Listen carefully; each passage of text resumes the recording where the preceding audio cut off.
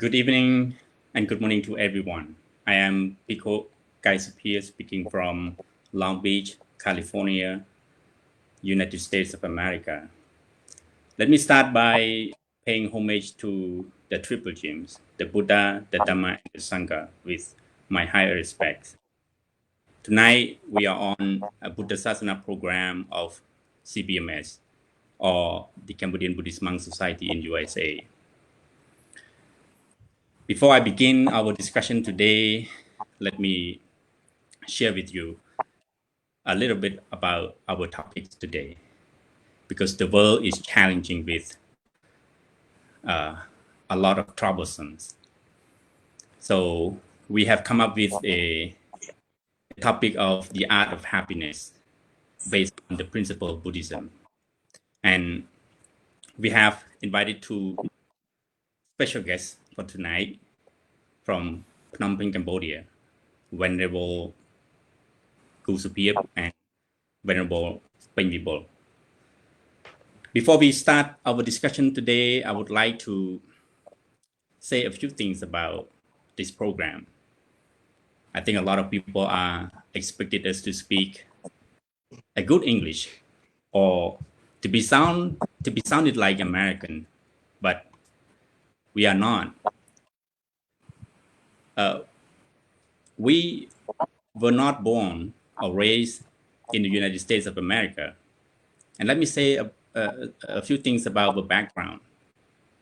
We were not able to join a better school in order to have a better education. You know, most of the Cambodian Buddhist monks were from farmers' families. So we can never do the same as people who are privileged or were born in elite family. So we apologize if our English is not as standard as people expected, but we are trying our best in order to share our knowledge based on Buddhism. So here we are. So Venerable, as we are going to discuss about the art of happiness based on Buddhist principles.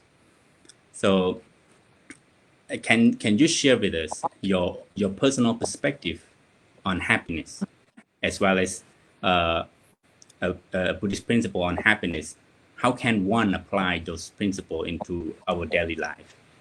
I would like to start with Venerable Sopheap first, and then the question will be the same. Just want you to share your perspective on the art of happiness and how can one person be maintain their happiness while challenging with a lot of troublesome in today's world. So thank you, Venerable Sopheap, please. I would like to pay my high respect to the triple gems and all venerable here, venerable speakers, or everyone.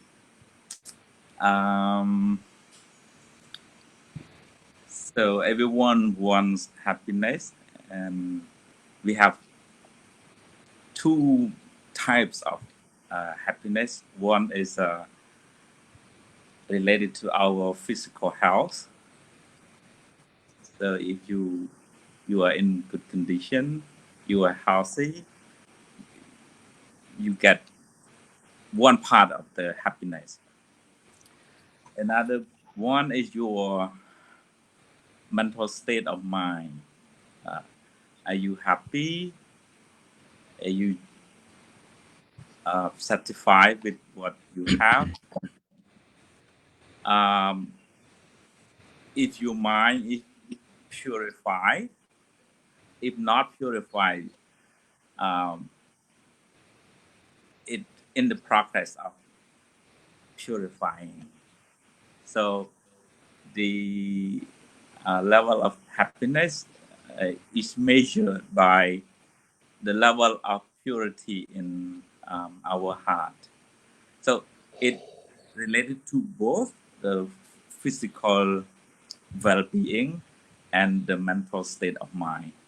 If you have a good physical health, that is one part of the happiness, and the mental state of mind is another part of happiness if you learn to calm yourself, learn to be happy, learn to appreciate what you have, learn to love everyone, including yourself, learn to share. And that is also a part of making yourself happy. It's a process of mental state of well-being. And that is my short comment on happiness. Okay, Thank you. Thank you. So, Venerable Penh Vibol, so what is your personal perspective on sort of happiness? So thank you. So first, I would like to pay my homage to the Triple Gems and all venerable who are watching our program, and respect to both venerable and Nhiệt Nhôm, all the lay people who are watching our program. Today, it's a great honor for me to share and join the program that are organized by the Buddhasāsanā program. So, based on the question and the topic about the art of happiness, I would like to share my perspective on happiness. It is very hard, it's very hard to define happiness with the mathematical precisions, because as Venerable Sopheap have mentioned, and the happiness is the mental state. It's more on the mental state.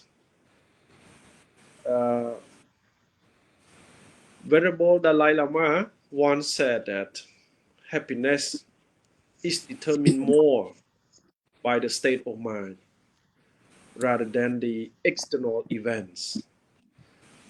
So actually, happiness is come from the word happy. So when you say I am happy, that means I am happy, that the mental state, I am happy. So the Buddha teaching is mainly about training our minds. Keep our mind under control. Keep our mind under guidance. So when you keep your mind under control, the world is in your hands. He mentions Chattang Loke Patathetao, that in the Pali word. So the world is established and created by the mind. So the mind is everything. So that is why happiness, sadness, or sorrow come from nowhere, but come from the untrained mind, come from the unguarded mind. So our emphasis, my emphasis, is on training our mind to be, pure, devoid of illness, devoid of defilements, and then you become healthy. When the mind is healthy mind and healthy body, because a man cannot be separate from the body. So the man is in the mind and the body. But the most important aspect of Buddhism is about training our mind, guarding our mind. So thank you, Venerable. Yeah, Venerable is one thing. That it is the fundamental reality that all human beings, each and every one of us, aspire for happiness, and each and every one of us do not wish to have suffering. But the thing is that how can we cultivate those? I mean, those happiness. How can we maintain? In today's world, starting from your personal experiences, like in our daily life, sometimes we we heard some bad stories, sometimes family issues, work issues, the society issues that happen every day. So when we look at those things, it impact to our heart, it impact to our mind, and then it drags us down emotionally and deep down to the negative emotion. So what are those Buddhist principles and practical that we can apply into our daily life in order to eliminate those negative thoughts that arise from moment to moment? So what would be your recommendation to the people, and then how can we stay healthy, mentally healthy, while we are facing a lot of challenges in our daily life? So I was when Sopheap, what would be your message to this? Thank you very much for your question.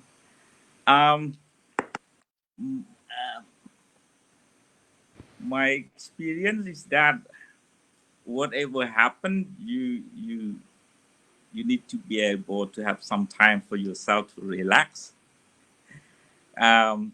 So don't forget to sleep. So sleep is the best medicine for your both physical health and mental health. That is one point. The second point is the time you spend on social media.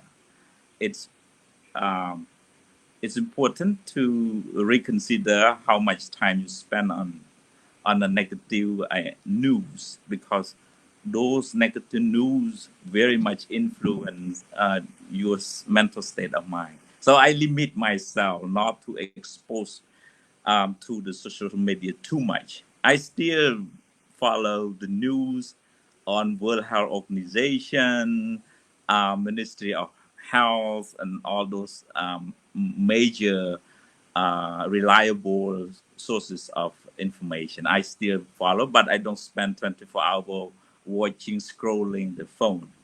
But so, sorry, let me cut you a little bit, because you mentioned about the social media, and you personally have been attacked by someone who you didn't know. You didn't have any interaction with some people who attacking you personally, and then I just wonder how you handle that. When you get the negative comments, negative speak from those evil creatures, how you handle it, because in our life we are going to face the same thing that you face. So what is your wisdom? I mean, to handle those things. It is your choice.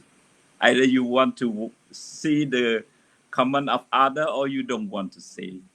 If you don't want to see, that word did not impact you, influence you. So I choose you just choose to ignore. That is a good way, And then I saw another thing is about the social media. I want to go deep down a little bit. Some people, sometimes we post things, and then we are waiting for some people like, some people comment, some views. It's a lot of things going on, and people are spend more time on online, and it generating the negative thought, negative emotion in their daily life. That is affect their happiness. So, what is your recommendation? What is your advice to those? Those who post on social media and waiting for someone to like and comment or share, and always log in and see it again and again, is a sign of mental problem. Yeah. So what is the solution? So I would suggest myself, I don't expose to social media too much.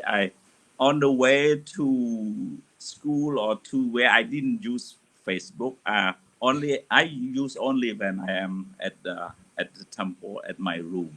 So my cell is with me. If you always watch social media, look at the comments, share, you sell yourself to Facebook, you sell yourself to YouTube. You are not staying with yourself, and that is one factor of stress. So the solution is time management. Yeah, time management, and limit yourself to the social media. So what about whenever Vibol? So what is your solution to those negative thought and negative emotion might occur while we are searching on social media, and that is the everyday lives now. People are, because of the COVID-19 and etc.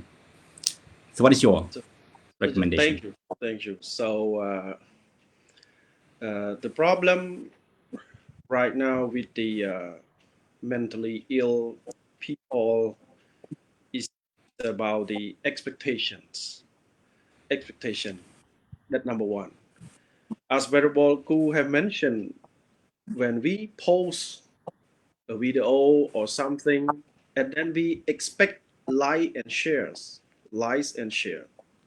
So when things go against your expectation, and then you feel unhappy, you are not happy. Oh, I suppose it should more like, draw more like, invite more like, and more, good and positive feedback. But why less like? And then you are not happy. So, so the problem is your high expectations. But the Buddha say this, yatha bhuta. So as something as it is, when you expect too high, thing is not high you expect as your expectation, and then you hurt.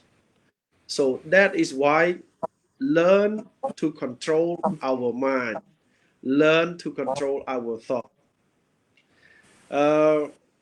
Let me share with you why the Buddha encourage and advise us to uphold the moral principle. Let me share with you a story. There was a father and a son who led the donkey from one village to another village. At one village, the father, sat on the back of the donkey, and then the son led the donkey and went through a village. The villager, upon seeing this, and then he said, "It's foolish. The father always sit on the back of the donkey for many years. It should the son experience on that." So when they hear the criticisms, heard the people criticize like this, the father left from the back of the donkey and then allowed the son to sit again, to sit. And then they travel to another village. So when reaching another village, the villager saw this, and then they said, "Oh, it's not good, ungrateful. Why you don't allow your father sit on the back of the donkey? And why the son? The son is still young. You should pay your gratitude to your dad, to your father. This is ungrateful son." When hearing this word, this criticism, and then the son get out of the back of the donkey, and then they move on to another village. They both sit on the back of the donkey, the father and the son. They both sit on the same donkey. And then the village, the village, the villager of that village, and they saw this, they said, "What a poor donkey. We so compassionate to the donkey. So why the father and the son sit, share the same donkey like this? It's a pity on the donkey." So finally, they walk. They both choose to walk. And then let the monkey. And then they're reaching out to another village, the villager, and then they said, "It's foolish. You have a donkey. Why don't you sit on a donkey? And why you walk?" You see? And finally, they realized that if you rest your happiness on the mouth of others, sure, you can never find true happiness in your life. So the happiness is within you. It's not outside. Criticism affect your mental state. So everything is Yes. affecting mind. So Yeah. thank you. So yeah, thank you. So basically, it is on your personal perspective on seeing things around you, and then it's based on your personal interaction to the real world. But yet, Yes. it is very difficult, sir. It's very difficult to let go of things. As an ordinary people, when some people say bad things about ourselves, when some people criticize, for ordinary people, for our personal instinct, we always immediately react, Yeah, yeah, yeah. for what we have, for what we didn't do it. So Yeah. sometimes, talking, it is not like putting things into Walking. action, Yeah, into yeah. practice, because we know a lot of people are practicing being patient, being compassionate, but when some people saying bad things in front of you, you can never let go easily, if your mind is not trained, if you have no compassion. So how can we, there's a fact that some people say, or in Buddhist perspective, there's a saying that, is it the case that compassionate people are more happier, or a happier person has to be more compassionate? So Yeah. how can we generate our compassionate? Because if you when it's very difficult to control our anger, our hatred. So when it happens, then it immediately explodes. So the question to you is that, how can we generate our compassion toward the people? How can we look at the it's the fact that some people like us, some people don't like us, and that is normal thing. Yeah. So what is your perspective on this compassion? So, Let me, yeah. Yeah. Can you share with us? Whenever people go for this. Okay. Thank you. Thank you. So, that are awesome questions. We as a Buddhist monk, we have trained our mind for a long time. So that is why we can, manage our mental attitude toward the external event at some point. I mean, not completely, but at some point, at least we have trained for a long time. But for those who have never been or have no enough time to train their mind, it's very hard to say, a thing like this, and then they accept, completely. That is why I would like to share again. It depends on our, gradual training. Now we can see that the Buddha always suggests us, advise us to give more of ourselves toward others. That's called compassion. So the idea of compassion is contradicting or contradict or opposite the idea of selfishness. So compassion, that means you are more on other. The selfishness, you are more on yourself. So that's the nature of the world. If you are more on yourself, that selfishness, if you are more on yourself, when things go against yourself, and then you feel hurt, you suffer. So you hurt and you suffer because you are more on yourself, more on the selfishness. When things go against your will or your selfishness, and then you hurt. Attachment, the Buddha also say attachment. But if you are a person of compassion, a person of loving kindness, even things go against your expectation, but you still love. Let me share with you this morning. I watched an interview by the American TV with the former president of Nelson Mandela. That interviewer asked, Nelson Mandela, what do you think about the people who always abuse human rights, like Fidel Castro, like Gaddafi, like Tito, and the Cuban leader, Fidel Castro. So, what do you think about these bad people? He asked him like that. He asked the Nelson Mandela like this question. What is the answer of Nelson Mandela?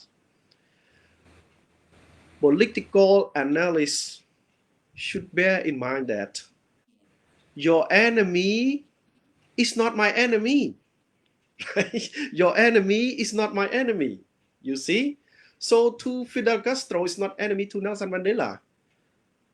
So the problem of people in the world today or in the past and tomorrow is maybe we always, when someone say this is bad, and then we accept that he is bad. But actually that person can be good to you. So that my contributions. And another idea that I would like to contribute that I just would like to raise the Buddha principle about the happiness. He said that Sappe Satta Sokha Kama Tukha Padekola. So all living beings desire happiness and recoil from suffering. So to guard our mind, to train our mind, to cultivate the good heart, to cultivate the compassion, the Buddha always repeatedly advise us that what is morally bad, lead to unskillful action. So unskillful actions, it refers to akosal. It is akosal. So akosal in Pali word translate into English, that means unskillful action. So unskillful action, that morally bad action. So what are the morally bad actions? Any action that is guided by greediness, any action that is guided by hatred, any action that is guided by delusions, this will lead to suffering. This will lead to defiled mind. This will lead to ill mind. So defiled mind, ill mind, it is because morally, because our behavior is morally bad. Our behavior is socially unacceptable. So how can you are happy without morality?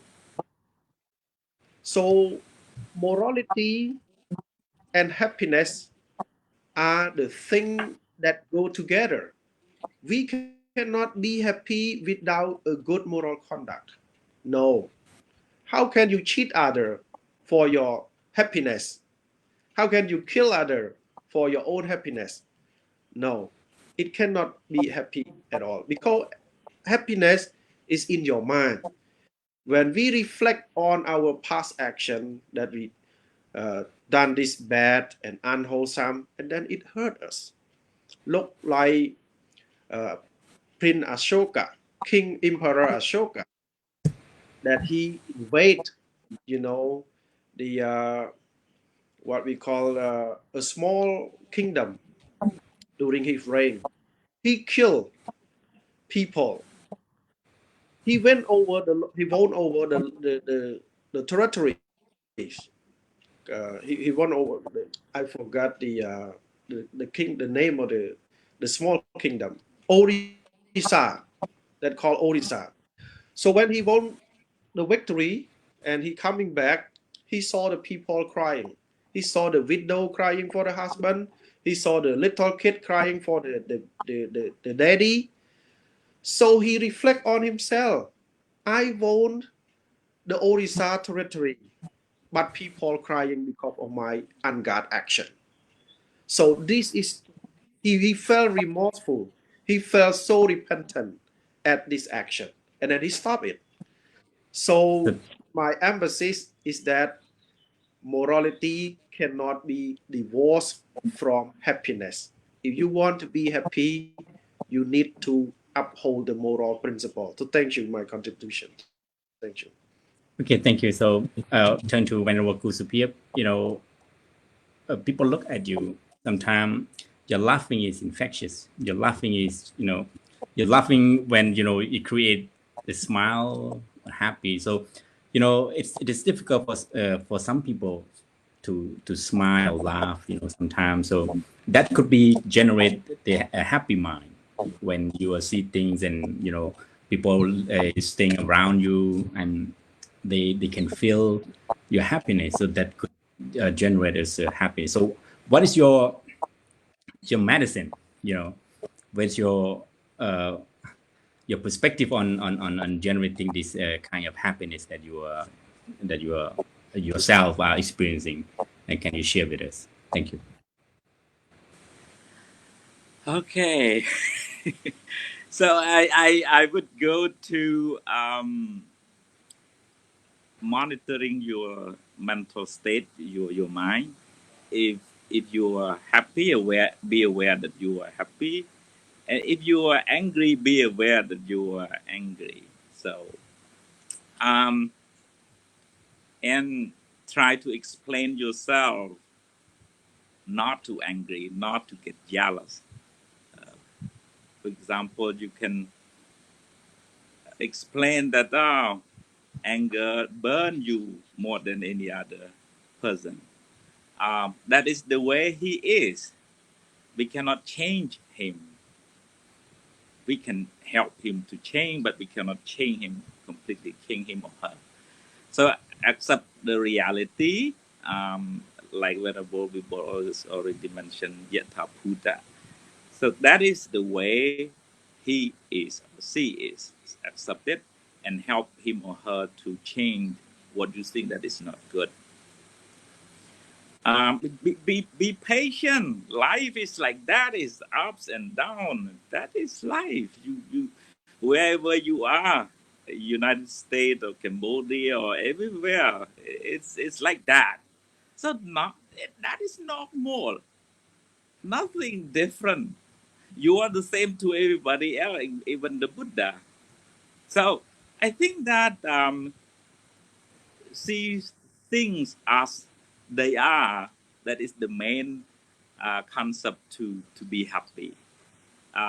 Be mindful, be patient,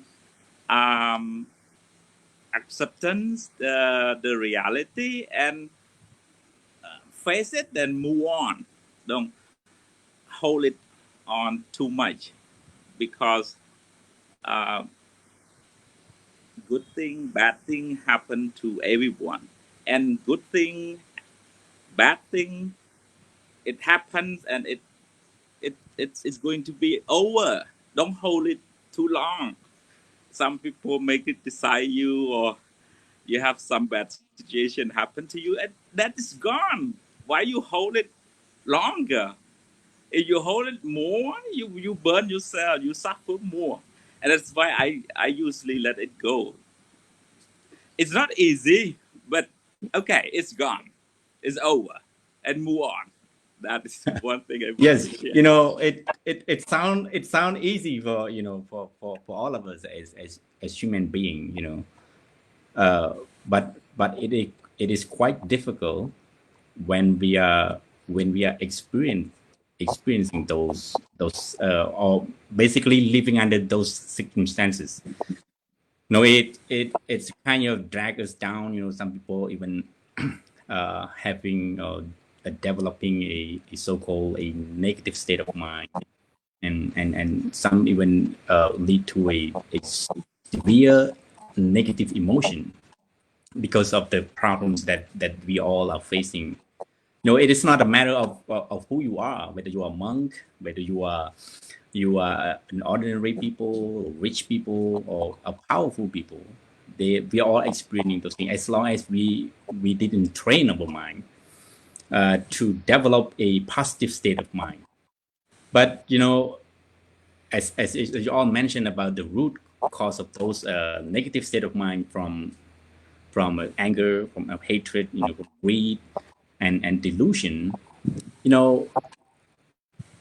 as an ordinary people, we sometimes are difficult because people around us are expected us to have more, like if you are a businessman, then they're expecting to generate their property, their wealth in the next year, and if you are working people, you expect to get some bonus, and get increased salary and etc. That is how we experiencing. And then for those who are the poor one, they expect to have more food to eat, and different condition have different situation that we all face.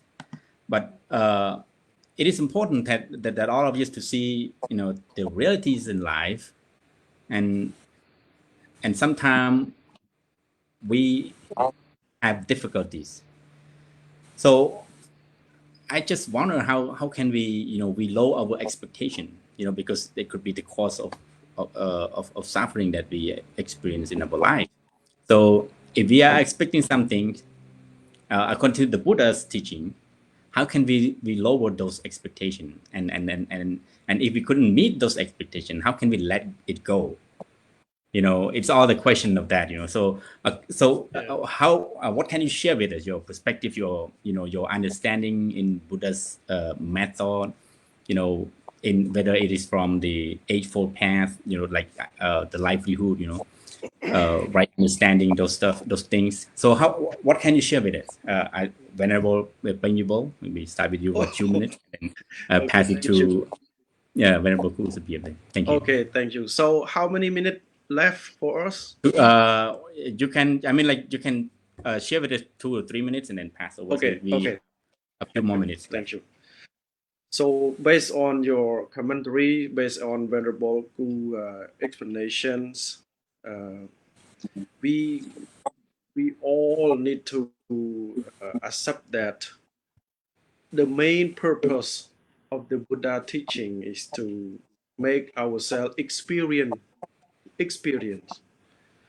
As you have mentioned, when we never get criticized and we don't know how strong we are mentally, when we are under attack, when we are under criticisms, and then we know that person to see if he is strong, mentally strong enough or not. So it's the experience that make you stronger and stronger. The truth can never be explained. The truth can never be philosophized. The truth can only be experienced. So the teaching of Lord Buddha is experience, period, bottom line. So I think this is maybe my last contribution of idea to the show. There are two options in our life to be happy. So my conclusion, there are two options in our life to be happy. To change the world to suit our desire, or to change our desire, or to change ourselves to be harmony with the world. So when we trying to change the world, to suit your desire, sure, you hurt and you suffer. Because things always go against your expectation. If you change yourself to fit to the world, or to change yourself to be harmony with the world here, that means people around you, whatever happened to you, that the world, that the event. So when you are strong from inside, and you can accept things as it is, and then you are not negative, you are always positive. Now, I just have observed the demonstration, the protest in the US. You see, thing happened to the black man who was beaten by the police. This is injustice. This is injustice. The injustice, the anger lie in the people mind many years already. Many years already. So when the right time come, it explode. It explode. Yeah, it explode. So where it come from? The explosion of anger come from their mind, because they harbor this ill feeling a long time already. When the right event happen, it erupt suddenly. So it hard to control, but allow them to express their anger. So express their anger. So even we say, oh, we should not go out to the street and go out from one house joint demonstration. We expect that, but when we think a little bit, we should, oh, they harbor this anger for a long time. So it's time for them to express their anger on the street. On the street. So we cannot change, but we accept the reality. We change ourselves to be harmony with the situation. Okay, thank you. That my contribution. Venerable Thank Sophia. you. I think time. Yeah, Yes. thank you so much. So what about Venerable Sopheap, sir? What can you say Yeah, about? very short. Yeah, I I mean, I the think problem that, is that, yeah. yeah. How can we lower our expectation? Okay. Because it is the way that we generate our positive state of mind that could lead to happiness. So, what is your technique? So expect the expected and expect the unexpected. So life, you face those both things. Sometimes you satisfied with what happened. Uh, Sometimes you are not satisfied. So everything happened for the reason. There is a cause and there is an effect of things. So you cannot force things to be on your way. You might do the cause to produce that result, but you cannot force the result. So in the Buddha's teaching, there is one word we might need to remember is upekha. Upekha means the balance of the mind. So regularly tell yourself that you are going to face the expected and the unexpected, and that is the way of life. So when the unexpected thing happens, you do not get shocked because you already prepare yourself to face those situations. Um, might unexpected situation, something like you lost your property, you lost your wealth, you lost your family, and you lost your business, and other stuff. So those are unexpected things. So you need to expect both the expected and the unexpected.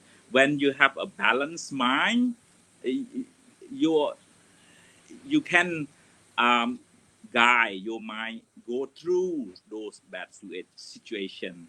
Well, if you don't prepare, and when that bad situation happens, you are in trouble. So prepare is important.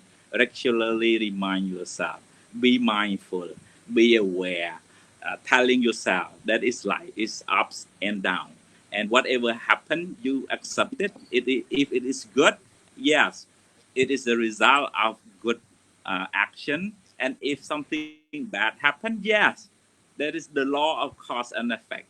That is the result of your bad action, and deal with it, solve it, and move on. That is the way. If you don't prepare, if you don't explain yourself in that way, you you are not stable. You will feel frustrated. You get angry. You try to fight with the reality, and that causes a lot of suffering mentally. Thank you. Thank you so much, Venerable, both of you. It is an honor for us to have you on this program. On behalf of Venerable Activity Monk Sang and other senior monks, we thank you for your participation, and we hope to have you again in the future in different topics. And we want to share with our viewers the wisdom that both of you have accomplished in your life and as lecturers at Buddhasāsanā University. And it's very important for all of us to have more knowledge and wisdom to deal with our difficulties in life, because otherwise we cannot generate the happiness. It is important to develop the positive state of mind, as you all mentioned, the techniques. And so let me wrap up a little bit, and then we can end this program. And then we hope that our audience will stay strong and happy by observing, by generating their wisdom through this talk and through your knowledge that you have shared with us.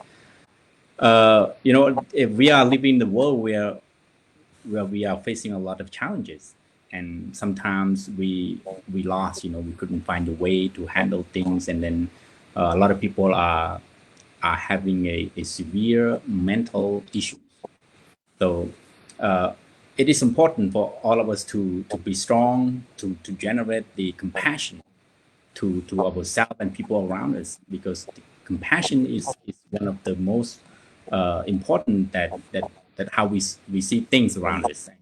We deal with the problems that we are facing. So once again, I thank you for your participation with us. And next week or next month, maybe we will have another topic, and we would like to invite you to join with us. And thank you so much. And we also wish our audience to be happy and stay strong and be healthy.